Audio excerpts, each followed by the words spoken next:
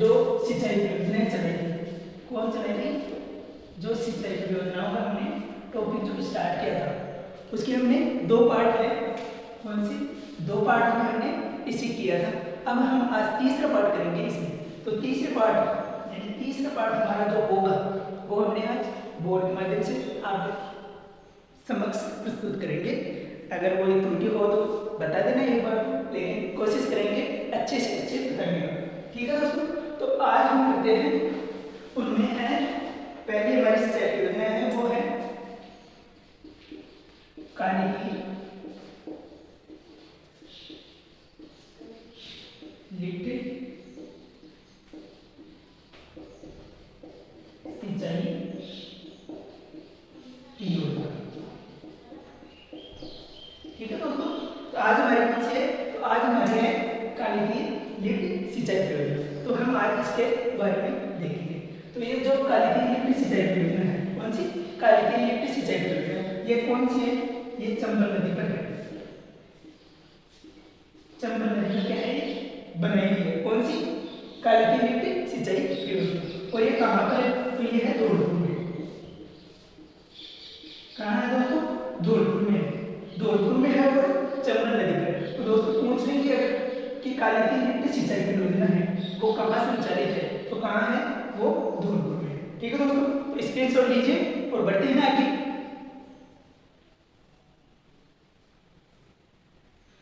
अब देखिए दोस्तों आगे देखते हैं इसमें। तो जो ये परियोजना है इस परियोजना के तहत दो बांध बनाए गए हैं। कौन से? दो बांध बनाए गए। अब वो देखते हैं बांध कौन से हैं। तो पहला बांध तो है रामसागर बांध। दूसरा बांध देखते हैं दोस्तों, तो दूसरा बांध है हमारा पार्वती बांध। कौन सा है? पार्वती बांध।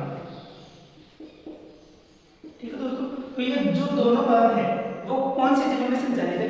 तो ये जो दोनों बांध है ये धौलपुर में है। धौलपुर में है। हमने अभी देखा कि ये जो सिंचाई परियोजना है वो कहाँ की है? वो धौलपुर की है।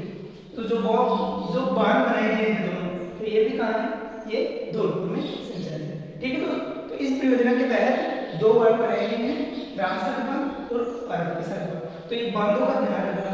जैसे अभी फर्स्ट ग्रेड एग्जाम लग रहा है तो उसमें है वो एक बांध पूछा गया था कि रामसागर बांध कहाँ है।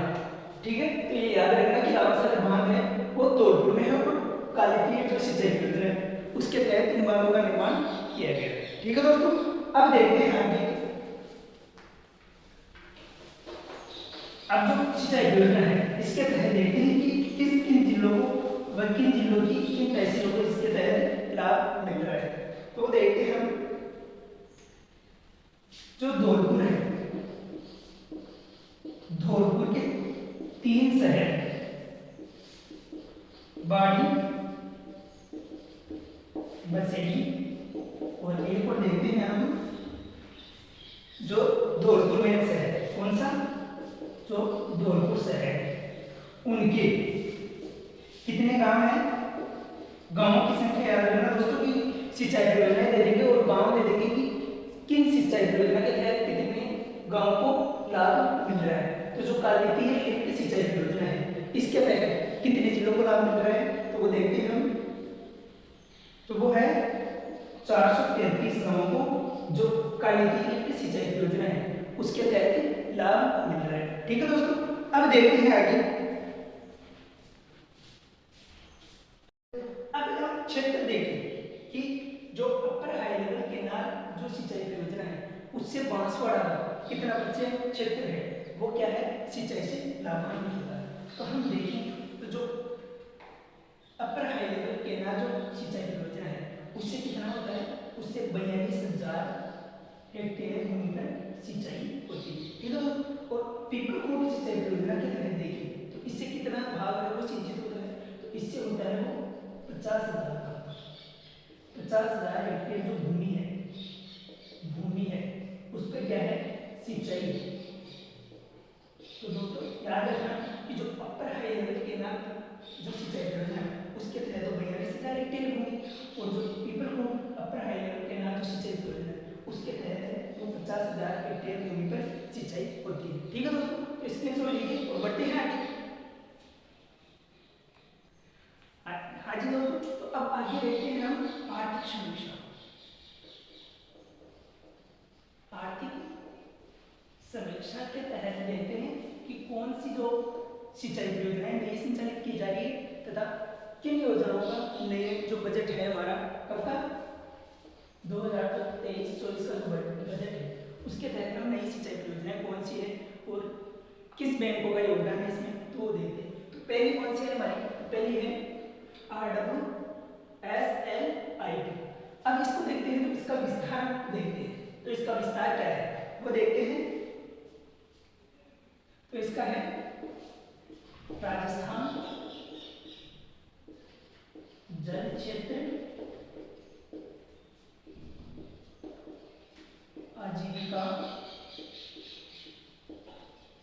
सुधार कार्यक्रम। ठीक है दोस्तों, क्या है जो RWSLIP है वो राजस्थान जल क्षेत्र आजीविका सुधार कार्यक्रम है। यह है, इसमें अगर वित्त पोषण देखें, क्या देखें, जो वित्त पोषण है वो किनका योगदान कितना है, तो वित्त पोषण देखें इस योजना में तो है वो जायका। कौन सी, जायका बोलते हैं इसे ही जीका बोलते हैं। ठीक है, इसके द्वारा इसमें है वो वित्त सहयोग किया गया। किस योजना में, तो इसमें राजस्थान जल क्षेत्र आजीविका सुधार कार्यक्रम में जो जायका है उसने वित्त पोषण है वो सहायता देकर इस कार्यक्रम को चलाएगी। ठीक है दोस्तों, अब बढ़ते हैं आगे और देखते हैं जो इसकी अवधि है, यानी वित्त पोषण जो अवधि है या जो योजना चलाई गई वो 2017 से 2025 तक है, यानी वर्तमान में 2025 तक है ये। और अब इसका जो कार्य है वो आगे बढ़ भी सकता है या इसे बंद भी किया जा सकता है। ठीक है दोस्तों, देखते हैं दूसरी।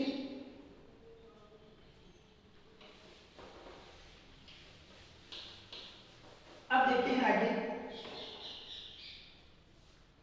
तो दूसरी देखते हैं DRIP, ड्रिप, यानी जो ड्रिप है वो भी सिंचाई योजना के तहत चलाई जा रही है। तो ये जो ड्रिप है ये किस क्षेत्र में काम कर रही है और इसमें वित्त पोषण है, वित्त पोषण है वो कौन दे रहा है, वित्त पोषण देखते हैं। तो इसमें है वो विश्व बैंक। कौन सा है, एक तो विश्व बैंक है, तो वो कौन सी है, वो है AIIB। अब इनका प्रतिशत देखें तो जो विश्व बैंक है, विश्व बैंक तो इसमें 70% योगदान दे रहा है और जो AAIB है वो 30% योगदान दे रहा है। ठीक है दोस्तों, तो पूछिए कि जो कौन सी ड्रिप योजना है संचालित 2022-24 के अनुसार, तो उसमें है वो विश्व बैंक और AAIB का योगदान दे दे तो यहाँ 30% कर देगा और यहाँ 70% कर देगा।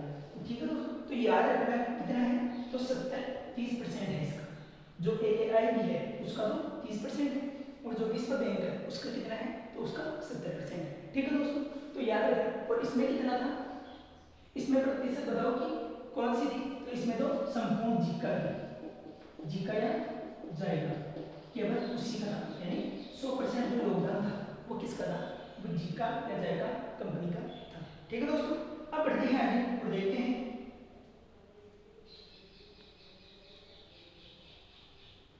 अब ये जो ड्रिप है, ड्रिप देखें तो ये कितने हैं, तो ये 18 राज्यों में संचालित है, यानी ये संपूर्ण देश की योजना है। तो ये 18 राज्यों में संचालित है। तो कौन से जो ड्रिप है वो कितने राज्यों में संचालित है, तो वो 18 राज्यों में है वो संचालित है। ठीक है दोस्तों, तो याद रखना है 18 राज्यों में संचालित है।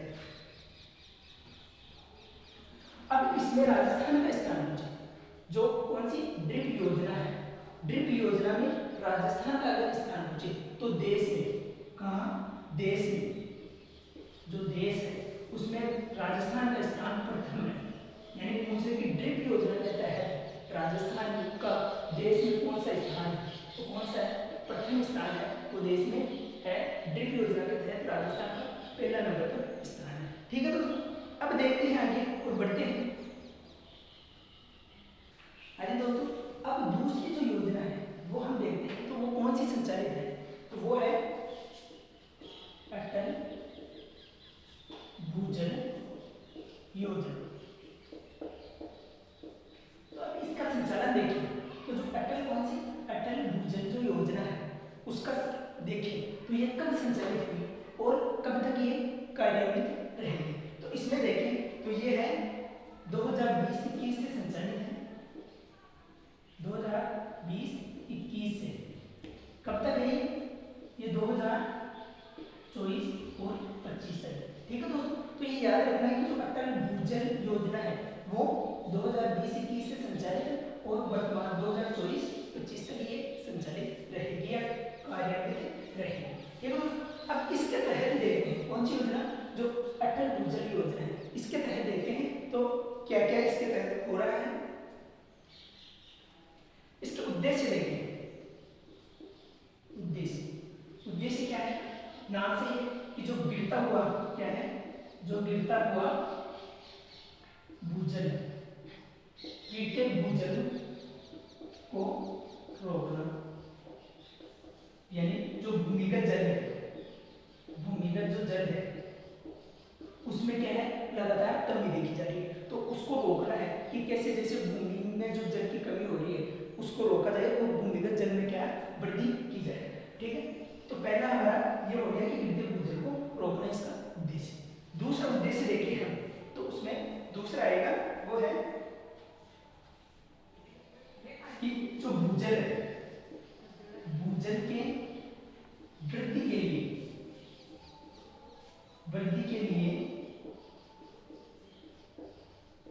जन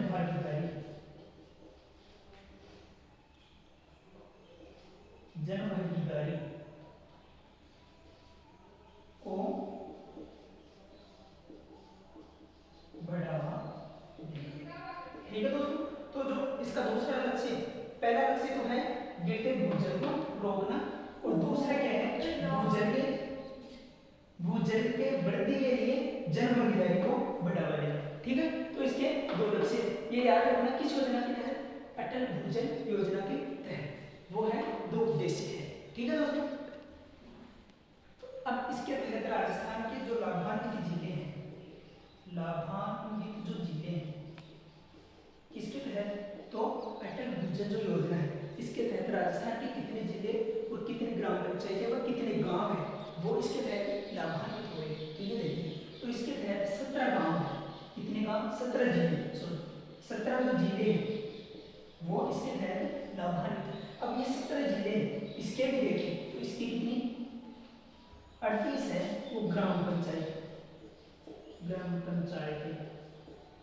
यानी 17 जो जिले और 38 है वो ग्राम पंचायत है, इसके तहत लाभान्वित है, किसके तहत, अटल भूजल योजना के तहत। ठीक है दोस्तों, अब देखते हैं हम आगे कि जो 38 ग्राम पंचायत है इनके भी जो कितने गांव है वो इस योजना के तहत लाभान्वित है। तो उन गांवों के बारे में देखते हैं, तो वो है 1139, कितने 1139 गांव, यानी जो अटल भूजल योजना है। ठीक है दोस्तों, तो जो अटल भूजल योजना है वो कभी 2020-21 से 2024-25 तक संचालित है और इसके जो लाभ, जो उद्देश्य है वो क्या उद्देश्य रखेंगे, जो गिरता हुआ भूजल है उसको कमी करना और जो भूजल गिर रहा है उसकी वृद्धि करना, यानी भूजल में वृद्धि करना और जन भागीदारी को बढ़ावा देना, यानी लोगों में जागरूकता फैलाना कि गिरता हुआ जो भूजल है उसको कैसे हमें कम करना है और उसमें वृद्धि करना है। ठीक है दोस्तों, और फिर देखिए इससे लाभान्वित, तो ये राजस्थान के 17 जिलों में, कितने 17 जिलों में संचालित है और 38 ग्राम पंचायतें हैं, उनकी 1139 गाँव में ये क्या है संचालित। ठीक है दोस्तों, अब बढ़ते हैं आगे, तीसरी योजना देखते हैं हम कि तीसरी योजना कौन सी है। ठीक है दोस्तों, अब देखिए हम तीसरी योजना, तो हमारी तीसरी योजना कौन सी होगी उसके बारे में देखते हैं। तीसरी जो हमारी योजना है वो है राष्ट्रीय जल जीवन योजना। ठीक है दोस्तों, तो नाम से जिसे पता चल रहा है राष्ट्रीय, तो ये किसकी है, ये केंद्र सरकार की योजना है, केंद्र सरकार की योजना। ठीक है दोस्तों, कौन दूसरे की जो राष्ट्रीय जल जीवन मिशन योजना है वो केंद्र सरकार के द्वारा संचालित है। ठीक है, अब इस योजना के बारे में देखते हैं कि जो राष्ट्रीय जल जीवन योजना है उसके क्या उद्देश्य हैं और क्या उसका भागीदारी है। तो इसमें केंद्र सरकार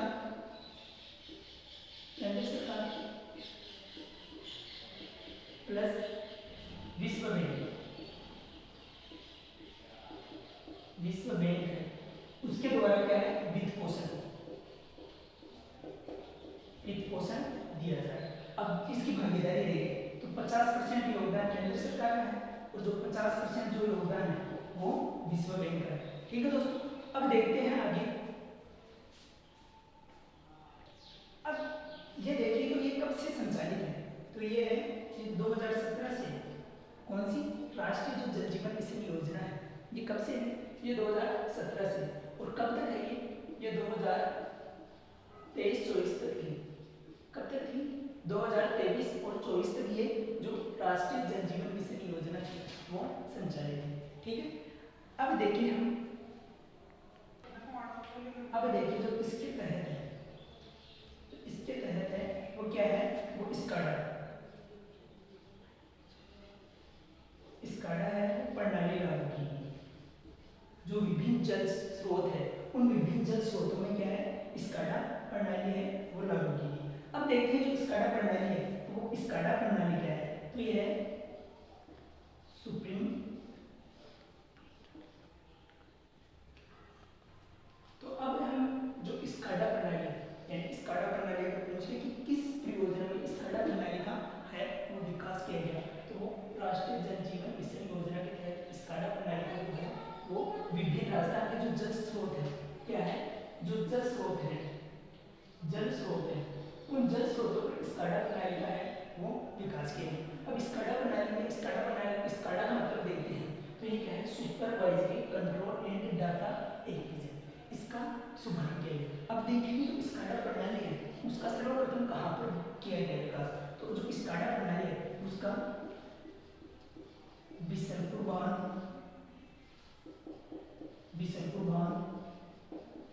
माही नदी। ठीक है दोस्तों, कहाँ किया गया बिशनपुर बांध माही नदी, और भी देखते हैं हम इसमें बुढ़ा बांध। कौन सा बुढ़ा बांध। अब दोस्तों ये एक नया बांध आया है, हमने नदियों में इसके बारे में चर्चा नहीं, तो स्काडा बांध ये कहाँ है, ये बूंदी में है। तो याद रखना जो स्काडा बांध है वो स्काडा प्रणाली वो बूंदी में जो बुढ़ा बांध है उसके ऊपर भी क्या है चलाई जा रही है। ठीक है दोस्तों, अब देखते हैं आगे हम उसमें जो जवाई बांध है, कौन सा जवाई बांध है, कौन सी नदी पर है ये लूनी नदी पर हमें पड़ा था, यानी पश्चिमी राजस्थान का बांध। पश्चिमी राजस्थान में जो बांध थे उनमें प्रमुख बांध था जवाई बांध। ठीक है दोस्तों, तो ये बांध याद रखना, पहला बिशनपुर बांध, माही नदी, बुढ़ा बांध जो बूंदी में और जवाई बांध, इन पर क्या है, इन पर स्काडा का प्रणाली है उसको लागू किया गया है। ठीक है दोस्तों, अब बढ़ते हैं आगे। हाँ जी दोस्तों, अब हम देखते हैं आगे की योजना में वो कौन सी है, नीलांचल परियोजना। अब दोस्तों नीलांचल परियोजना के बारे में हम देखते हैं कि जो नीलांचल परियोजना है उसमें राज्य व केंद्र सरकार का क्या योगदान है। तो इसमें जो योगदान है वो क्या है, केंद्र और राज्य। ठीक है दोस्तों, तो केंद्र राज्य का देंगे तो इसमें केंद्र का कितना 60% और जो राज्य का है वो 40%। ठीक है दोस्तों, तो जो नीलांचल परियोजना है उसमें केंद्र और राज्य का 60-40% है वो भागीदारी है। अब देखते हैं इसमें आगे, तो ये कहां से, ये है उदयपुर से संचालित की गई। ठीक है दोस्तों, ठीक है, तो ये जो योजना है इस योजना नीलांचल परियोजना है उसमें कौन कौन से, पहला है उदयपुर और जो जोधपुर जिले संचालित है। अब इस जो नीलांचल योजना है इसका उद्देश्य देखिए, क्या देखिए उद्देश्य, तो इसका उद्देश्य देखिए, तो जो कृषि उपकरण है क्या है दोस्तों, जो कृषि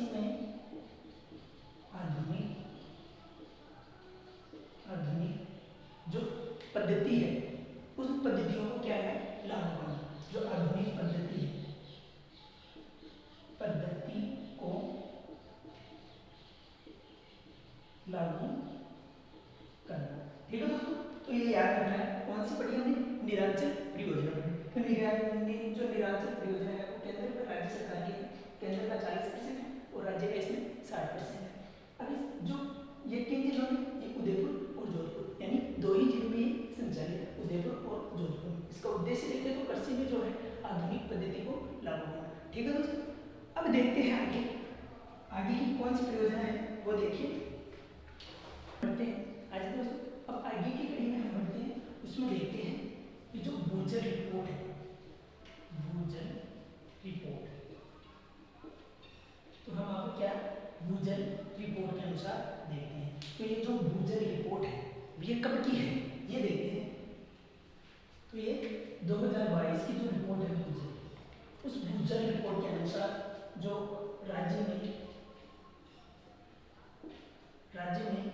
जो जल क्षेत्र है, यानी कि कितना कौन से जल क्षेत्र है, कौन से जल क्षेत्र कितने प्रतिशत है। ठीक है दोस्तों, तो इसमें हम देखें तो राज्य में है वो है 302, कितने हैं 302 जल ब्लॉक कितने हैं। ठीक है दोस्तों, याद रखना 302 जल ब्लॉक है।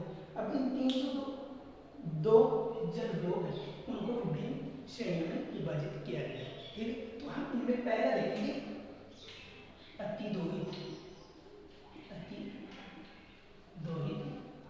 श्रेणी, यानी अति दोहित जो जल श्रेणी है उसमें कितने जल ब्लॉकों को शामिल किया गया है। ठीक है दोस्तों, अब देखिए इसमें कितने जल श्रेणी में रखे गए हैं। तो इसमें कितने हैं, तो इसमें 219 है, वो अति दोहित जल श्रेणी में है। अब इसका अति दोहित का मतलब क्या है, तो इसमें है कि जो जल है, जल जो भराव है, जल भराव से अधिक जल का उपयोग करना। ठीक है दोस्तों, तो इसमें देखें तो इसमें कितने 302 में से 219 है, उन क्षेत्रों को शामिल किया गया है। यहाँ पर क्या है, जो जल भराव भूमिगत जल भराव उससे अधिक क्या है जल का उपयोग किया गया है। ठीक है दोस्तों, अब हम इनमें देखें कि कौन से जो जल ब्लॉक है वो, अब हम 219 तो याद रख नहीं सकते, तो हम उन जल ब्लॉक को देख लेंगे जो अति दोहित श्रेणी में शामिल नहीं है। तो उनमें देखें तो उनमें पहला कौन सा है। ठीक है दोस्तों, अब इनमें देखिए तो इनमें है जोधपुर है, गंगानगर है, हनुमानगढ़ है। कौन कौन से हो गए, जोधपुर हो गया, गंगानगर हो गया, हनुमानगढ़ हो गया। आगे देखते हैं इनमें, सॉरी जोधपुर नहीं होगा इसमें, गंगानगर, हनुमानगढ़ और 2 जिले दक्षिण के, कहाँ के दक्षिण के। ठीक है दोस्तों, तो जो 2 जिले दक्षिण के, कहाँ के दक्षिण के, तो दक्षिण के कौन से होगी, वो होगी डूंगरपुर और बांसवाड़ा। तो दोस्तों याद रखना है कि कितने, केवल 4 जिले, केवल जो 4 जिले हैं। ठीक है, तो याद रखना है कौन कौन से जिले, डूंगरपुर, बांसवाड़ा, गंगानगर और हनुमानगढ़। ये जो 4 जिले हैं वो भी क्या है, वो केवल अति दोहित श्रेणी है उसमें शामिल नहीं है। ठीक है, और जो 219 केवल ये 4 का रखना है कि गंगानगर, हनुमानगढ़ और डूंगरपुर, बांसवाड़ा ये अति दोहित श्रेणी नहीं है। ठीक है दोस्तों, अब एक वेरी इंपॉर्टेंट लगाएगा, केवल गंगानगर जिला है वो ही केवल क्या है, अभी तक सुरक्षित जल जो जल ब्लॉक है उनमें सुरक्षित जल ब्लॉकों की श्रेणी में कौन सा आता है, गंगानगर। केवल एक ही जिला है जहाँ पर सभी जल ब्लॉक क्या है, सुरक्षित श्रेणी में है। ठीक है दोस्तों, अब आगे देखते हैं दूसरा जल ब्लॉक। हाँ जी दोस्तों, तो अब हम आगे का जो है वो देखते हैं, तो उसमें कौन सा है, विषम श्रेणी। अब विषम श्रेणी का मतलब क्या है, तो इसमें जो दोहन है, क्या है, जो दोहन है वो 90 से 100% होता है, यानी जल भराव है उसका 90 से जो 100% है वो क्या है, दोहन होता है। उसे क्या कहते हैं, उसी विषम श्रेणी के जल दोहन कहते हैं।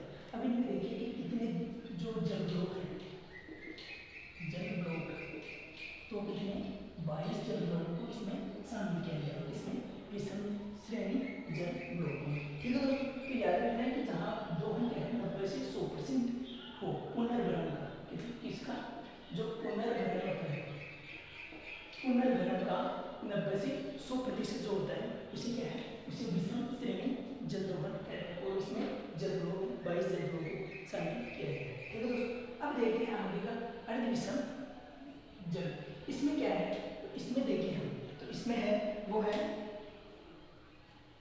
अर्ध संवेदनशील, अर्ध संवेदनशील जल। अब इसमें जो संख्या देखिए चल लो हमने कितनी देखी 219 देखी प्लस 22 देखी और प्लस है वो इसमें जो अर्ध विषम श्रेणी है उसमें कितने जल लोगों को शामिल किया गया है। तो उसमें देखते हैं अब हम, तो इसमें हमने कितने 20 जल लोगों को शामिल किया है, जल लोग। तो इसमें अब हम देखिए क्षमता, तो इसमें जो है वो 70 से 80% पुनर्भरण, जो पुनर्भरण होता है जल उसका 70 से 80% है अर्ध विषम, यानी अर्ध विषम किसे कहते हैं, इसमें 70 से 80% जल ग्रहण होता है, पुनर्भरण उसका उसको हम शामिल करते हैं या उतने जल का हम उपयोग करते हैं। तो इसमें 20 जल लोगों, दोस्तों इंपोर्टेंट लगा लेना, दे देंगे कि पहला दे देंगे अर्ध विषम, विषम, दूसरा दे देंगे विषम, तीसरा दे देंगे सुरक्षित। आज तो याद रखना कि जो है कौन से, जैसे विषम एक तरफ दे देगा जल लोग और एक और दे देगा जल लोगों की संख्या।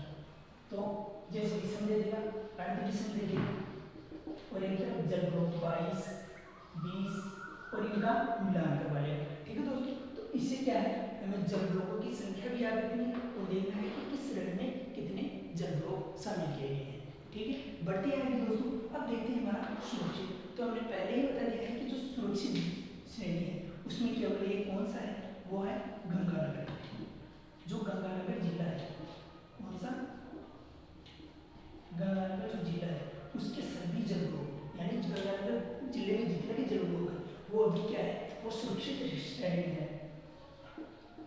तो दोस्तों ये याद रखना, इंपोर्टेंट लगा लेना, इसे वेरी वेरी इंपोर्टेंट लगा लेना कि जो गंगानगर जिला है उसके सभी जल लोग क्या है अभी सुरक्षित श्रेणी में। ठीक है दोस्तों, तो अब देखते हैं हम आगे। ठीक है दोस्तों, तो हमने देखा कि जो गंगानगर था यानी सुरक्षित ब्लॉक देखा, तो उसमें एक नंबर हमें वेरी इंपॉर्टेंट याद रखना था, कौन सा था, तो वो था गंगानगर। अब इसके तहत और भी जिले हैं जिनमें क्या है 70% से कम है वो पुनर्भरण का जल दोहन किया गया है। तो वो कौन, कितनी है उनकी संख्या, तो 37 है। तो कुल अगर सुरक्षित जोन के जो जल ब्लॉक पहुंचे तो उनकी संख्या कितनी है, तो उनकी 38 है। अब दोस्तों अगर मीठे जल ब्लॉक है तो खारे जल ब्लॉक भी है। तो अब हम खारे जल ब्लॉक के बारे में देखते हैं कि जो खारे जल ब्लॉक है तो उनकी संख्या कितनी है। तो जो खारे जल ब्लॉक है वो राजस्थान में 3 है। कितने हैं दोस्तों, तो 3 जल ब्लॉक है वो खारे जल ब्लॉक है। ठीक है, तो पहला देखते हैं हम, पहला है रावसर, दूसरा देखते हैं खाजूवाला, कौन सा दोस्तों, खाजूवाला, और तीसरा जल ब्लॉक हम देखें। ठीक है दोस्तों, तीसरा जल ब्लॉक हम देखें, दोस्तों तीसरा हम देखें तो जो तीसरा है वो है कौन सा, पहला हो गया रावसर, ये कहाँ है, ये हनुमानगढ़ में है, हनुमानगढ़ में। जो खाजूवाला है ये बीकानेर में है। ये जो नए जिले बने उन नए जिलों में कौन से में चला गया था, ये चला गया था अनूपगढ़ जिले में। खाजूवाला, बीकानेर की खाजूवाला तहसील कहाँ चली गई थी, ये अनूपगढ़ जिले में चली गई थी। और तीसरा जो खारा जल ब्लॉक है, खारे जल ब्लॉक, तो तीसरा जो हमारा खारा जल ब्लॉक है वो कौन सा है, तो वो है तारानगर। कौन सी, तारानगर, तारानगर। जो तारानगर है वो कहाँ है, तो वो चूरू में है। कहाँ है दोस्तों, तो जो चूरू है वहाँ ये खारे जल ब्लॉक है। तीसरा तारानगर, खारे जल ब्लॉक है जो 3 है, पहला है रावसर जो कहाँ है, हनुमानगढ़ में, दूसरा है वो खाजूवाला है जो कहाँ है, बीकानेर में, और तीसरा है तारानगर जो कहाँ है, चूरू में है।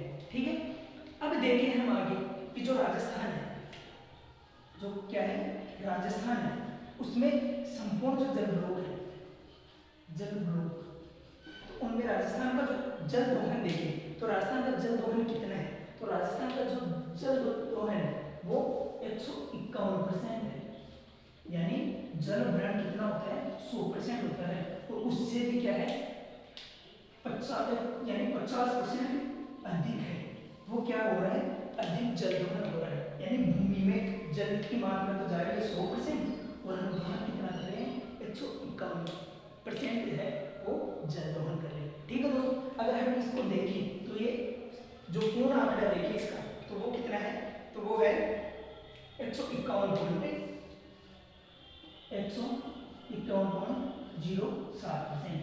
ठीक है दोस्तों, तो कभी कभी एग्जाम में 151 ही देते हैं, बहुत कम देखने को मिलेगा आपको 151.7%। ठीक है दोस्तों, तो इस प्रकार हमने क्या है जल ब्लॉकों को देखा, जिसमें 319 तो मीठे जल ब्लॉक देखे, और 3 जो जल ब्लॉक है रावस खजुवाड़ा और तानानगर, ये खारे जल ब्लॉक है। ठीक है दोस्तों, अब बढ़ते हैं आगे को देखते हैं।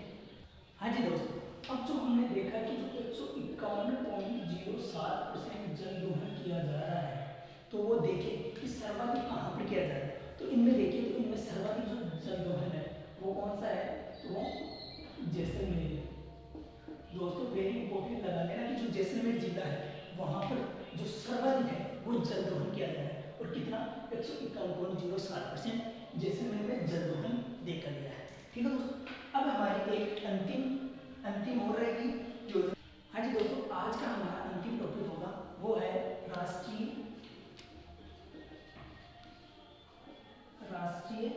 जल जीवन मिशन। जल जीवन मिशन। ठीक है दोस्तों, आज का हमारा अंतिम टॉपिक होगा ये राष्ट्रीय जल जीवन मिशन, और हमारे जो सिंचाई परियोजनाओं का हमने टॉपिक स्टार्ट किया था वो भी हमारा उसका भी एक अंतिम पॉइंट होगा। ठीक है, तो अब देखिए हम जो राष्ट्रीय जल जीवन मिशन था वो कब से संचालित है, तो ये है 15 अगस्त। कब से? 15 अगस्त 2019। कब से? 15 अगस्त 2019 से ये जल जीवन मिशन है। इसका उद्देश्य क्या है दोस्तों, तो इसका उद्देश्य देखिए, इसका उद्देश्य है 2024 तक प्रत्येक ग्रामीण परिवार में, क्या कब तक? 2024 तक प्रत्येक ग्रामीण परिवार में क्या है जल कनेक्शन दिए जा रहे हैं। ठीक है दोस्तों, क्या दिए जा रहे हैं? प्रत्येक ग्रामीण परिवार में जल कनेक्शन दिए जा रहे हैं, और जल को प्रत्येक ग्रामीण परिवार तक पहुंचाना इसका उद्देश्य है, इसका राष्ट्रीय जल जीवन मिशन योजना का, जो कि 15 अगस्त 2019 में संचालित की। ठीक है दोस्तों, अब इसमें देखिए तो इसमें 19 पॉइंट कितने दोस्तों 19.32 करोड़ 19.32 करोड़ परिवारों को क्या है, परिवारों को जल है वो उपलब्ध करवाया जा चुका है अब तक। किस योजना के तहत? राष्ट्रीय जल जीवन जो मिशन योजना है उसके तहत अब तक 19.32 करोड़ परिवारों को क्या है जल कनेक्शन उपलब्ध करवाया गया है। अब इसमें देखिए कि प्रत्येक परिवार यानी प्रत्येक व्यक्ति को देखिए, क्या प्रत्येक जो व्यक्ति है उसको कितना उपलब्ध करवाया जाएगा, तो उसमें प्रत्येक व्यक्ति को 55 लीटर जो जल है वो उपलब्ध करवाया जाएगा। ठीक है दोस्तों, अब इसमें केंद्र और राज्य का प्रतिशत देखिए, तो ये है ये केंद्र और राज्य का देखिए तो ये 50% जो है इसमें भागीदारी है। ठीक है दोस्तों, अब देखिए इसमें जो देखिए आगे तो जून 2023 तक के आंकड़ों के अनुसार हम देखें तो इसमें नए जल कनेक्शन उपलब्ध करवाएंगे, और उनमें राजस्थान का देखिए देश में, तो राजस्थान का देश में कितना 12वां स्थान है, यानी जल कनेक्शन उपलब्ध करवाने में तो कितना 12वां स्थान है किसका? राजस्थान का। अगर वे में देखिए कि जो 12वें स्थान पर राजस्थान है वो वे में कौन से स्थान पर है, तो वे में दूसरा स्थान, यानी खर्च तो दूसरे नंबर पर खर्च करने में, और जल कनेक्शन उपलब्ध करवाने में 12वें स्थान पर कौन? हमारा राजस्थान। ठीक है दोस्तों, अब देखते हैं इसमें कि 2022-23 है उसके लिए निर्धारित किए गए जो मानक है उनमें है पूरा करने में, यानी जो 2024 तक हमने लक्ष्य रखा, तो 2023 में ही किन किन जो जिले हैं उनने अपना मापदंड पूरा किया है, तो उन जिलों को देखिए राजस्थान की, तो उनमें है पहले नंबर पर कौन सा है? झालावाड़। जो झालावाड़ है वो अपने जो लक्ष्य है उसको पूरा किया है। दूसरा देखें तो दूसरा है भीलवाड़ा, भीलवाड़ा। फिर देखें कोटा, ठीक है, तो भीलवाड़ा, कोटा और झालावाड़। और अंतिम ये क्या है, ये शीर्ष पर है इसमें, जो राष्ट्रीय जल जीवन मिशन जो योजना चलाई गई है उसमें तो अपने ग्रामीण क्षेत्रों में जो परिवारों को है जल उपलब्ध करवाने में झालावाड़, भीलवाड़ा, कोटा ये शीर्ष स्थान प्राप्त किया है। ठीक है दोस्तों, तो इस प्रकार से हमारा आज का जो सिंचाई परियोजना टॉपिक है वो भी कंप्लीट हुआ, और जो आर्थिक समीक्षा है उसके तहत जो आंकड़े थे वो भी हमने पूरे किए हैं। ठीक है, तो आप जीएस स्मार्ट स्टडी में बने रहना और आपको बेहतर से बेहतरीन दिया जाएगा। ठीक है दोस्तों, नमस्ते, राधे राधे, जय श्री कृष्ण, जय हिंद।